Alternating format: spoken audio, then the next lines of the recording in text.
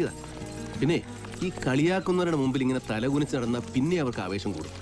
നല്ല നമ്ര ശിരസ്കയായി തല ഉയർത്തി പിടിച്ച് നടക്കും. ഇത് എവിടെ പോയിട്ട് വരുന്നു രണ്ടാളും? പുതിയ വിരുന്നിന് പോയിട്ട് വരികയായിരിക്കും. അതോ ടൗണിലെ ഏതെങ്കിലും ഹോട്ടലിൽ താമസിച്ചേച്ചുള്ളവരാണോ? എന്നാലും നിന്റെ തൊലിക്കെട്ടി സമ്മതിച്ചിരിക്കും. കൂടെ കൊണ്ട് നടക്കുന്നുണ്ടല്ലോ ഇവനെ. അതേടാ, കൂടെ കൊണ്ട് നടക്കുന്നതില്ലേ ഒരാക്ഷേപവും ഇല്ല.